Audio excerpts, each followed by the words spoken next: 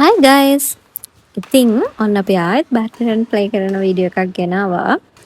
Weekend එකට පුළුවන් හැම වෙලාවම මයි නංගි තමයි හැම වෙලාවම යන්නේ. හැබැයි මේ පාර අපි දෙන්නත් එක්ක මල්ලිත් ආවා බැඩ්මින්ටන් ප්ලේ කරන්න. මේ කෝට් එක තියෙන්නේ අපේ ගෙවල් ළඟමයි. ඒ හින්දා අපිට මාරම ලේසි මේකට යන්න. හැබැයි ඇත්තටම කිව්වොත් අපිට එනර්ජි තියෙන්නේ හරියටම 1 hour වගේ. අපි හැමදාම වගේ යන්නේ හවස 3 මාරට. මොකද ඒ වෙලාවට ක්‍රවුඩ් එක අඩුයි. වීකෙන්ඩ් එකේ හවස් වෙන්න බැඩ්මින්ටන් ප්ලේ කරන්න යන ක්‍රවුඩ් එක ඇත්තටම මෙතන වැඩි. ඒ නිසා අපි මේ ටයිම් එක තමයි චූස් කරන්නේ. ඉතින් අපි මේ ටයිම් එක චූස් කරාට අපිට හරිම රස්නේ මේ ටයිම් එකට. ඉතින් අපි බැඩ්මින්ටන් ප්ලේ කරනට වැඩිය වතුර බොනවා. ඔයාලා හැමෝම දන්නවනේ සිබ්ලින්ස්ලත් එක්ක බැඩ්මින්ටන් වගේ ගේම් එකක් ප්ලේ කරද්දී හරිම වදයක්. අපි ඉතින් මේ විදිහට රණ්ඩු වෙවි hina වෙවි බැඩ්මින්ටන් ප්ලේ කරා.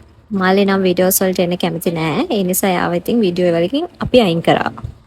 ඉතින් කියන්නකෝ ඔයාලටත් මේ වගේ ෆ්‍රී ටයිම් එකක් තියෙන වෙලාවට මේ වගේ පොඩි ස්පෝට් එකක් හරි කරනවද? ඔයගොල්ලෝ කැමතිද මේ වගේ බැඩ්මින්ටන් ප්ලේ කරන්න? කමෙන්ට් එකකින් මට කියාගෙන යන්න. අපේ මල්ලි ඉතින් මේ විදිහට මාව වටේ යව බැඩ්මින්ටන් ප්ලේ කරා. මට හරිම මහන්සියි. අන්තිම වෙනකොට මගේ අතක් උස්ස ගන්නවත් බෑ.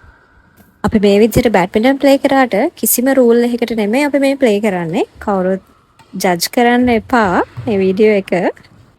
මේ වෙනකොට හරිම මහන්සි. මගේ එනර්ජි 0.